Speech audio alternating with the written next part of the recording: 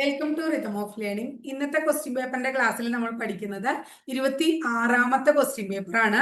ഇനി 4 ദിവസം കൂടിയേ നമ്മുടെ ഈ ക്ലാസ് ഉള്ളൂ. 30 ക്വസ്റ്റ്യൻ പേപ്പറോട് കൂടി ക്വസ്റ്റ്യൻ പേപ്പറിന്റെ സെഷന്റെ ഈ ക്ലാസ് കഴിയാണ്.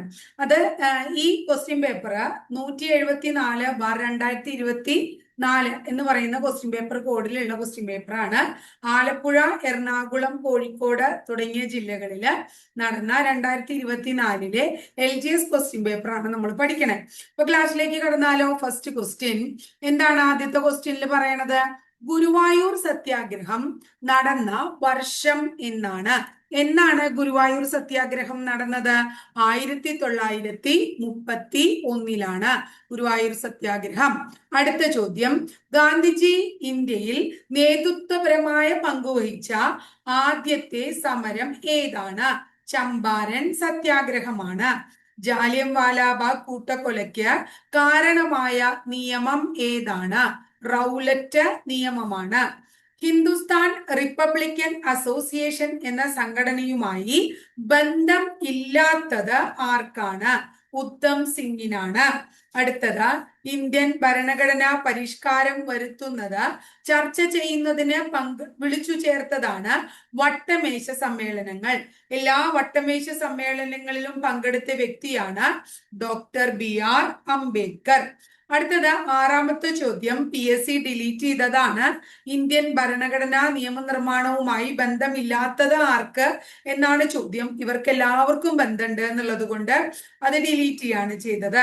അടുത്തത് 7ാമത്തത്, താഴെ തന്നിരിക്കുന്നവയിൽ മൗലിക അവകാശങ്ങളിൽ ഉൾപ്പെടുന്നത് ഏതെല്ലാം? ഇതും PSC ഡിലീറ്റ് ചെയ്യാണ് ചെയ്തത് കേട്ടോ. അടുത്തത് 8ാമത്തെ ചോദ്യം എന്താണ്? നിർദ്ദേശക തത്വങ്ങൾ നടപ്പിലാക്കുന്നതിനായി സമീപിക്കേണ്ട കോടതി ഏതാണ്? നിർദ്ദേശക തത്വങ്ങൾ സമർപ്പിക്കാനായി നമുക്ക് കോടതിയെ സമീപിക്കാൻ പറ്റില്ല. അത് മൗലികാവകാശങ്ങൾ നേടിയെടുക്കാനേ പറ്റുള്ളൂ അല്ലെ. ലോകത്തിലെ ഏറ്റവും വലിയ എഴുതപ്പെട്ട ഭരണഘടനയുള്ള രാജ്യം ഏതാണ്? ഇന്ത്യയാണ് ലോകത്തിലെ ഏറ്റവും വലിയ എഴുതപ്പെട്ട ഭരണഘടനയുള്ള രാജ്യം. പാർലമെന്റിന്റെ പ്രധാന ചുമതല എന്താണ്? നിയമ നിർമ്മാണമാണ് പാർലമെന്റിന്റെ പ്രധാന ചുമതല. താഴെ തന്നിരിക്കുന്നവയിൽ ശ്രീനാരായണ ഗുരുവുമായി ബന്ധമില്ലാത്ത കാര്യം എന്താണ്? ഇതും ഡിലീറ്റ് ചെയ്തു. കാരണം എന്താ വെച്ചാ അദ്ദേഹം ഈ ക്വസ്റ്റ്യൻ ഇതുമായിട്ട് റിലേറ്റഡ് ആയിട്ട് അദ്ദേഹവുമായിട്ട് ബന്ധമില്ലാത്ത കാര്യം എന്ന് പറയുമ്പോൾ ഇതില് ശരിയായിട്ടുള്ള കാര്യങ്ങളില്ല. അതുകൊണ്ട് ഇതും ഡിലീറ്റ് ചെയ്തതാണ്. അടുത്ത 12ാമത്തെ ചോദ്യം എന്താണ്? ഇന്ത്യൻ നാഷണൽ ആർമിയുടെ വനിതാ വിഭാഗം നേതാവായ മലയാളി ക്യാപ്റ്റൻ ലക്ഷ്മി. നമ്മൾ നോക്കൂ, ഇപ്പൊ ശ്രീനാരായണ ഗുരുവിനെ കുറിച്ചും അതുപോലെ തന്നെ ഇവിടെ ഓരോ കാര്യങ്ങളും ഡിലീറ്റ് ചെയ്തത് ടീച്ചർ വീണ്ടും പറയാത്തത് ഭരണഘടനാ നിയമനിർമ്മാണ സഭയും മൗലികാവകാശങ്ങളും ശ്രീനാരായണ ഗുരുവും ഇതൊക്കെ തന്നെ നമ്മൾ പഠിച്ച ചോദ്യങ്ങളാണ്. ഹോട്ട് ടോപ്പിക്സിൽ പഠിച്ചതും ഇതിനു മുമ്പുള്ള പല ക്വസ്റ്റ്യൻ പേപ്പറിലും ടീച്ചർ ആൻസർ ചെയ്ത് തന്നതുമാണ് കേട്ടോ. അതുകൊണ്ടാണ് പറയാത്തത്. കേരള കലാമണ്ഡലത്തിന്റെ സ്ഥാപനവുമായി ബന്ധപ്പെട്ട് ആരാണ് വ്യക്തി? വള്ളത്തോൾ നാരായണ മേനോനാണ്.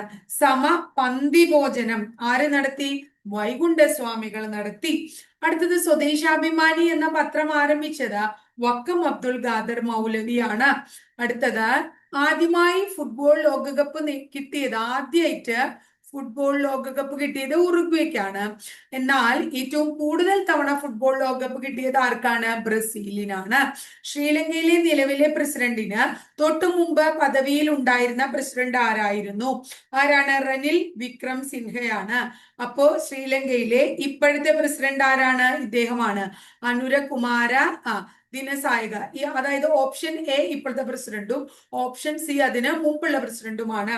18ാമത്തെ ചോദ്യം, the transfer of power in India എന്ന പുസ്തകം രചിച്ചത് VP മേനോനാണ്. 19, നമ്മുടെ പ്രധാനപ്പെട്ട ഇരുമ്പുരുക്ക് വ്യവസായശാലകളെ കുറിച്ച് നമ്മൾ മുമ്പ് ക്ലാസ് പറഞ്ഞു തന്നിട്ടുള്ളതാണ് ഹോട്ട് ടോപ്പിക്സിൽ. അപ്പൊ അതിനെ കുറിച്ചാണ് പറയുന്നത്. ബിലായ് എവിടെ ആരുടെ സഹായത്തോടു കൂടിയിട്ടാണ്? ബിലായ് ഛത്തീസ്ഗഡിലാണ്. സോവിയറ്റ് യൂണിയന്റെ സഹായത്തോടു കൂടിയിട്ടാണ് അല്ലെ ബിലായ്. അടുത്തത് ഏതാണ്? ബൊക്കാറോ ജാർഖണ്ഡിലാണ്. ബൊക്കോറോയും ആരുടെ സഹായത്തോടു കൂടിയിട്ടാണ്? സോവിയറ്റ് യൂണിയന്റെ സഹായത്തോടു കൂടിയിട്ടാണ്. അടുത്തത് റൂർക്കേല. റൂർക്കേല എവിടെയാണ്? ഒഡീഷയിലാണ്. അത് ജർമ്മനിയുടെ സഹായത്തോടു കൂടിയിട്ടാണ്. അടുത്തത് ദുർഗാപൂർ. ദുർഗാപൂർ എവിടെയാണ് മക്കളെ? വെസ്റ്റ് ബംഗാളിലാണ്, ബ്രിട്ടന്റെ സഹായത്തോടു കൂടിയിട്ട്. അപ്പൊ നമുക്കിവിടെ ചേരുംപടി ചേർക്കേണ്ടി വന്നില്ല, ചേർത്ത് തന്നെയാ അവർ തന്നിരിക്കണേ അല്ലെ. അടുത്തത് 20ാമത്തെ ചോദ്യം എന്താ? വിദ്യാഭ്യാസത്തെ സംസ്കാരവുമായി ബന്ധിപ്പിക്കുക എന്ന ലക്ഷ്യത്തോടെ കേന്ദ്ര സാംസ്കാരിക വകുപ്പ് 1979 രൂപീകരിച്ച സ്ഥാപനമായ centre for cultural resource and training 1979 സ്ഥാപിതമായി അല്ലെ. എവിടെയാണ്? ന്യൂഡൽഹിയിലാണ് സ്ഥാപിതമായത്. പുതിയ സഹസ്രാബ്ദത്തിലേക്ക് ഇന്ത്യയെ നയിക്കുക എന്ന ലക്ഷ്യത്തോടെ നടപ്പിലാക്കിയ ദേശീയ വിദ്യാഭ്യാസ നയം നിലവിൽ വന്നത് 1986 അടുത്തത് 22ാമത്തെ ചോദ്യം എന്താണ്? രാഷ്ട്ര പുരോഗതിയിൽ വിദ്യാഭ്യാസത്തിനുള്ള പ്രാധാന്യം തിരിച്ചറിഞ്ഞ +10, +2, +3 മാതൃകയിൽ വിദ്യാഭ്യാസം നടപ്പിലാക്കണം എന്ന് ശുപാർശ ചെയ്തത് ഡോക്ടർ PS കോത്താരി കമ്മീഷനാണ്. ലോക ഫുട്ബോൾ ദിനം മെയ് 25 2024 OLV സാഹിത്യ പുരസ്കാരം നേടിയത് പ്രതിഭ റായി ആണ്. 2025 നേടിയത് ആരാണ്? പ്രഭാവർമ്മയാണ്. 2025 ആര് നേടി? പ്രഭാവർമ്മയാണ് നേടിയത്. ഇനി അടുത്തത് 25. ഇന്ത്യയുടെ ഭൂമിശാസ്ത്ര വിവരങ്ങളിൽ തെറ്റ് ഏതാണ്? അക്ഷാംശം 68°7, അതുപോലെ 97°25 എന്നുള്ളതും രേഖാംശം 8°4, 37°6 ഇതാണ് തെറ്റ്. എന്താണ്? അക്ഷാംശം 8°4', 8°4' വടക്ക് മുതൽ 37°6'. ഇതാണ് ശരി ട്ടാ. എ ശരി. അതുപോലെ തന്നെ രേഖാംശം 68°7, അതുപോലെ 97°25' കിഴക്ക്. അപ്പൊ അതാണ് ശരി. എയും സിയും ആണ് ശരി, ബിയും ഡിയും തെറ്റാണ് എന്ന് മനസ്സിലാക്കാം. ഇനി അടുത്തത് 26ാമത്തെ ചോദ്യം. ലോകത്തിൽ ഏറ്റവും ഉയരത്തിൽ സ്ഥിതി ചെയ്യുന്ന യുദ്ധഭൂമി ഏതാണ്? സിയാച്ചിനാണ്. ഇന്ത്യയുടെ അതിർത്തി രാജ്യങ്ങളെ സംബന്ധിച്ച വിവരങ്ങളിൽ തെറ്റ് ഏത് എന്ന് ചോദിച്ചിട്ടുണ്ട്. അപ്പൊ ഈ ചോദ്യം 27ാമത്തെ ഈ ചോദ്യം PSC ഡിലീറ്റ് ചെയ്തേക്കുന്നതാണ്. നമുക്കറിയാം അതിർത്തിയുമായി ബന്ധപ്പെട്ട് ഇതിനു മുമ്പും ടീച്ചർ ക്ലാസ് എടുത്തുണ്ട്. നമുക്കറിയാം എന്താണ്? 9 അയൽരാജ്യങ്ങളാണ്. അതിൽ 7 കര അതിർത്തിയും 2 എന്താണ്?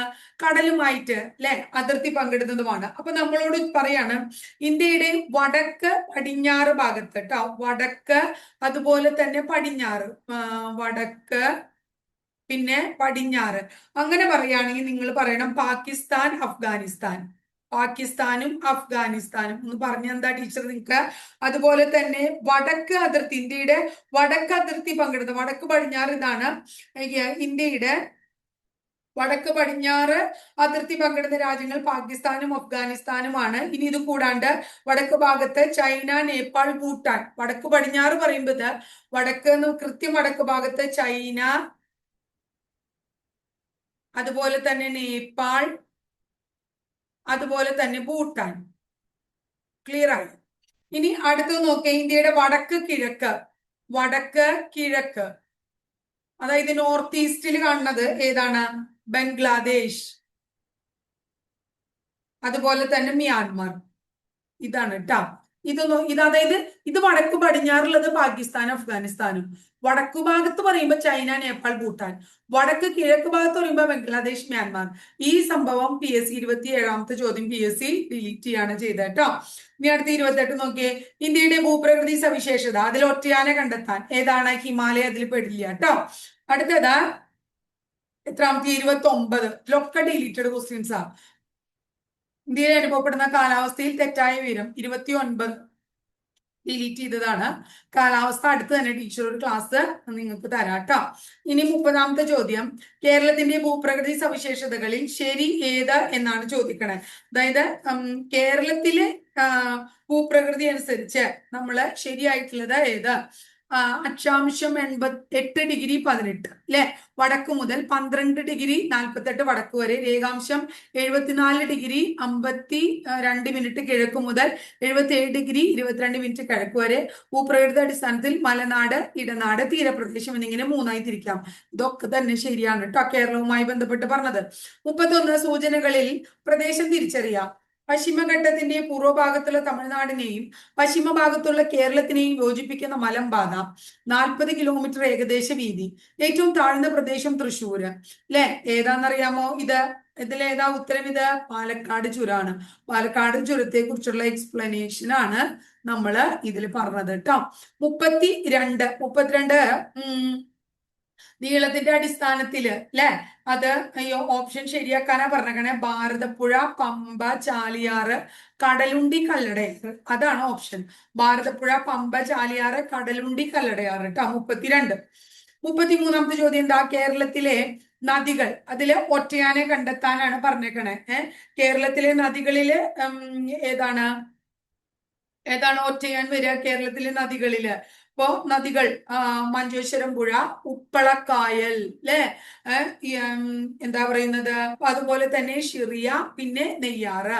ഇപ്പൊ കേരളത്തിലെ നദിയില് ഇത് നെയ്യാറ് മാത്രം എവിടെയാ കിടക്കണേ? തെക്കേറ്റത്തെ കിടക്കണേ. അപ്പൊ അതാണ് അതില് എന്ത് ഒറ്റയാനായിട്ട് നിൽക്കണേ. താഴെ തന്നിരിക്കുന്നതിൽ കേരളത്തിലെ ദേശീയ ജലപാത ഏതാ മക്കളെ? NW3 എന്ന് പറയുന്നതാണ്. കേരളത്തിലെ ജലവൈദ്യുത പദ്ധതികളും ജില്ലകളും കൊടുത്തിട്ടുണ്ട് അല്ലെ. അപ്പൊ അതില് തെറ്റ് ഏതാന്നാ പറയണേ? അതില് സിയാല് എന്താ എറണാകുളം, അത് ജലവൈദ്യുത പദ്ധതി അല്ലല്ലോ, അത് വിമാനത്താവളല്ലേ. അപ്പൊ ശബരിഗിരി, പത്തനംതിട്ട, ഇടുക്കി പദ്ധതി, ഇടുക്കി, കുറ്റ്യാടി, കോഴിക്കോട്, അതൊക്കെ ശരിയാണ് കേട്ടോ. ഇനി അടുത്തത് 36-ാമത്തെ ചോദ്യം. കേരളത്തിലെ മത്സ്യബന്ധന വകുപ്പ് മന്ത്രി ഇപ്പൊ ആരാണ്? VE അബ്ദുൾ ഗഫൂർ, അല്ലെ, അബ്ദുൾ ഗഫൂർ. അടുത്ത ചോദ്യം എന്താ? താഴെ തന്നിരിക്കുന്ന സൂചനയിൽ നിന്ന് കേരളത്തിലെ വന്യജീവി സങ്കേതം കണ്ടെത്താനാ പറഞ്ഞേക്കണേ. പശ്ചിമഘട്ടത്തിലെ മഴനിഴൽ പ്രദേശത്താണ്. അപ്പൊ തന്നെ നമുക്ക് ഉത്തരം കിട്ടി അല്ലെ. വംശനാശ ഭീഷണി നേരിടുന്ന ചാമ്പൽ മലയണ്ണാനെ കാണപ്പെടുന്നു. ആരാണത്? നമ്മുടെ ചിന്നാർ വന്യജീവി സങ്കേതമാണ് അല്ലെ. അടുത്തത് ഏതാ? 38-ാമത്തെ ചോദ്യം. ഗ്രാമസഭയുടെ കൺവീനർ ആരാണ്? ഗ്രാമസഭയുടെ കൺവീനർ? വാർഡ് മെമ്പർ ആണ്. പ്രഥമ കേരള സ്കൂൾ ഒളിമ്പിക്സ് എവിടെയാ നടന്നേക്കണേ? സ്കൂൾ ഒളിമ്പിക്സ്, ആദ്യത്തെ സ്കൂൾ ഒളിമ്പിക്സ് നടന്നത് എവിടെയാന്ന് ചോദിച്ചാൽ എറണാകുളം ജില്ലയിലാണ് നടന്നത്. ഇനി കർഷകർക്കുള്ള എല്ലാ സേവനങ്ങളും ഒരു കുടക്കീഴിൽ ലഭ്യമാക്കുന്ന സംയോജിത പോർട്ടലിന്റെ പേര് കതിർ ആപ്പ് എന്നാണ് കേട്ടോ. എന്താണ് ആപ്പിന്റെ പേര്? കതിർ ആപ്പ് എന്നാണ് അതിന്റെ പേര്. ഇപ്പോഴത്തെ കേന്ദ്ര പഞ്ചായത്തി രാജ് വകുപ്പ് മന്ത്രി ആരാണ്? രാജീവ് രഞ്ജൻ സിംഗ് കേട്ടോ. അദ്ദേഹമാണ് രാജീവ് രഞ്ജൻ സിംഗ്. 42-ാമത്തെ ചോദ്യം. പാരീസ് ഒളിമ്പിക്സിൽ നീരജ് ചോപ്ര എത്രയോ പ്രാവശ്യം ജാവലിൻ എറിഞ്ഞ ദൂരം ചോദിക്കണേ അല്ലെ. എത്രയാ? 89.45 മീറ്റർ. ഇവിടെ അത് 89.45. യുണൈറ്റഡ് നേഷൻസ് അഥവാ നമ്മുടെ UNO എന്താണ്? UNO എന്ത് പ്രസിദ്ധീകരിക്കും മക്കളെ? HDI അല്ലെ. HDI എന്ന് പറഞ്ഞാൽ എന്താ അർത്ഥം? ഹ്യൂമൻ ഡെവലപ്മെന്റ് ഇൻഡെക്സ് അഥവാ മാനവ വികസന സൂചിക എന്നാ പറയാം. ആ റിപ്പോർട്ട് 2022 ഇന്ത്യയുടെ സ്ഥാനം 134ആണ്. ഇനി 2025 പ്രസിദ്ധീകരിച്ചു. ഇത് 2025 പ്രസിദ്ധീകരിച്ചത് ഏതാണെന്നറിയോ നിങ്ങൾക്ക്? 2023 റിപ്പോർട്ടാ പ്രസിദ്ധീകരിക്കേണ്ടത്. 2025. അതനുസരിച്ച് ഇന്ത്യയുടെ സ്ഥാനം എത്രയറിയോ നിങ്ങൾക്ക്? 130ആണ്. ഇപ്പൊ ലേറ്റസ്റ്റ് റിപ്പോർട്ട് 130ആണ് ഇന്ത്യയുടെ സ്ഥാനം എന്ന് മനസ്സിലാക്കാം. 1-ാം സ്ഥാനത്ത് ഐസ്ലൻഡ് ആണ് കേട്ടോ. ഇനി ഉപഗ്രഹങ്ങൾ ഇല്ലാത്ത ഗ്രഹം ഏതാന്നാ പഠിച്ചിക്കണേ? ബുധൻ ഉപഗ്രഹങ്ങളില്ല. ഇനി അടുത്തത്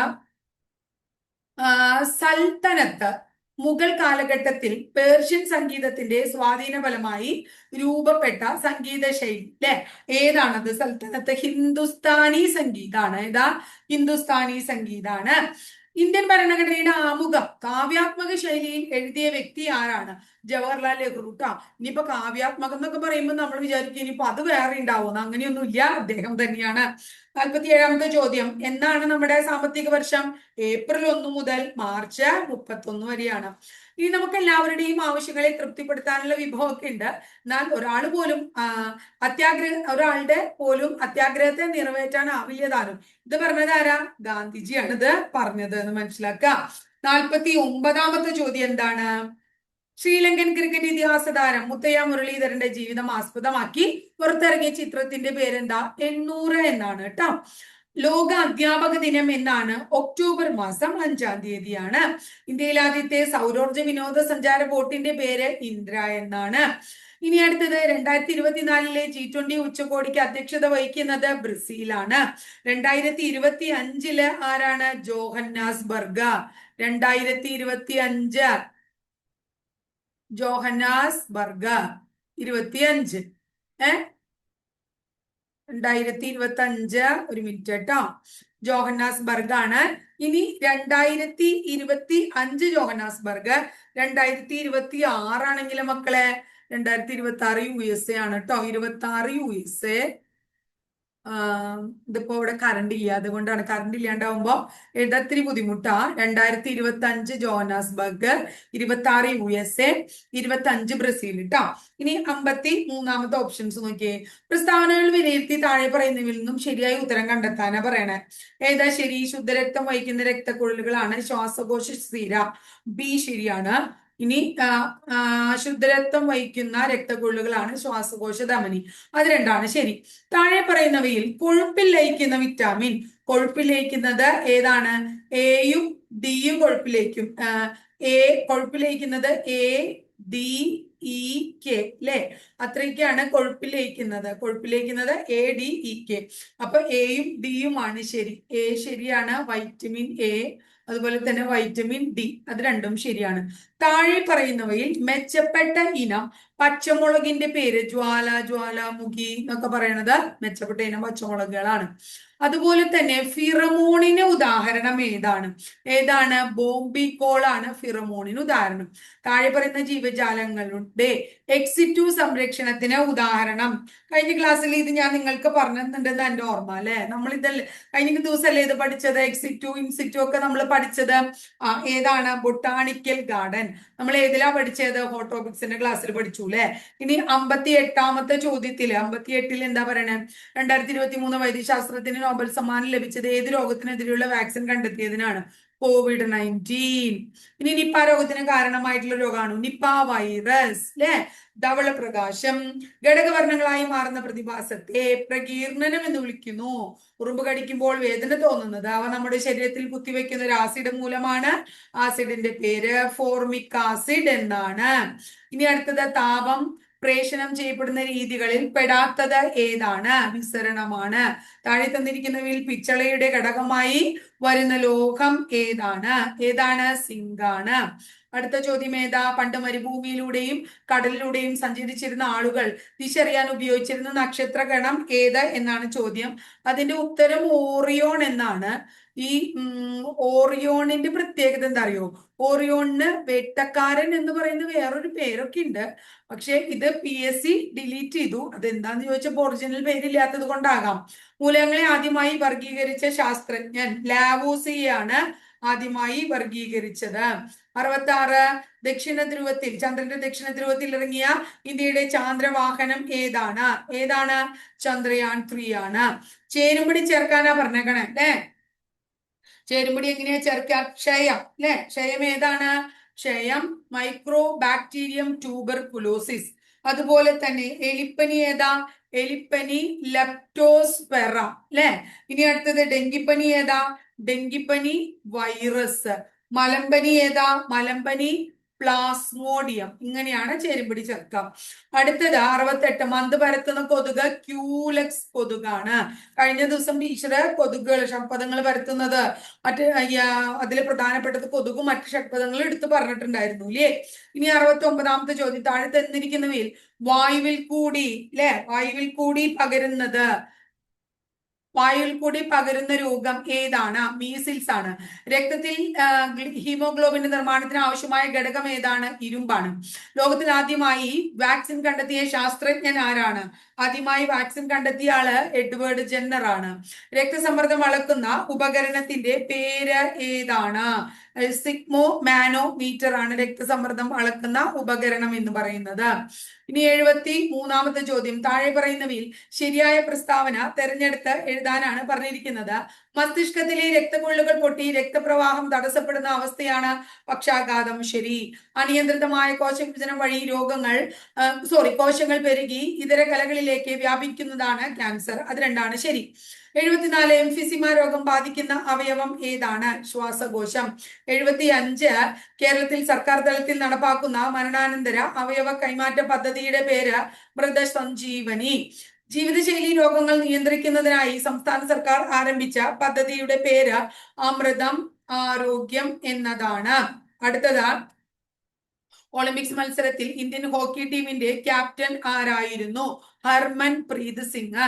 78ാമത്തെ ചോദ്യം ദേശീയ ചലച്ചിത്ര അവാർഡ് അല്ലെ, 70ാമത്തെ ദേശീയ ചലച്ചിത്ര അവാർഡ് 2022 അതിലെ മികച്ച ചിത്രം ഏതാണ്? ആട്ടമാണ് മികച്ച ചിത്രം. അടുത്ത ചോദ്യം ഏതാണ്? 73ാമത്തെയാണ് 12th ഫെയിൽ അല്ലെ, അതാണ് 71ാമത്തെ ദേശീയ ചലച്ചിത്ര പുരസ്കാരത്തിലെ മികച്ച ചിത്രം. ഇനി 79ാമത്തത് അമീബിക് മസ്തിഷ്ക ജ്വരത്തിന് കാരണമായ രോഗാണു മനുഷ്യരിൽ എത്തുന്നത് ഏതിലൂടെയാണ്? മലിന ജലത്തിലൂടെയാണ്. ഇനി 80ാമത്തെ ചോദ്യം ISROന്റെ ഇപ്പോഴത്തെ ചെയർമാൻ ആരാണ്? ഡോക്ടർ വി നാരായൺ അല്ലെ, ആരാണ്? ഡോക്ടർ വി നാരായൺ ആണ്. അപ്പൊ ഇത്രയാണ് കേട്ടോ മക്കളെ ഇന്നത്തെ ക്ലാസ്സിൽ പഠിക്കുന്നത്. നമ്മുടെ എത്ര ചോദ്യം കഴിഞ്ഞു? അപ്പോ 80 ചോദ്യം. നമ്മൾ അപ്പൊ നോക്കിയേ, ഒരു ക്വസ്റ്റ്യൻ പേപ്പറിൽ 80 ചോദ്യം വെച്ച് നമ്മളിപ്പോ എത്ര ക്വസ്റ്റ്യൻ പേപ്പർ ഇന്നത്തെ 26ാമത്തെ ക്വസ്റ്റ്യൻ പേപ്പർ പഠിക്കണേ അല്ലെ. അപ്പൊ എല്ലാ ക്വസ്റ്റ്യൻ പേപ്പറും ഭംഗിയായിട്ട് പഠിച്ച് മുന്നോട്ട് കൊണ്ടുപോയിക്കോളൂ. എന്താ പറയാ, എല്ലാവർക്കും ഓൾ ദ ബെസ്റ്റ്. നന്നായി പഠിക്കാട്ടോ.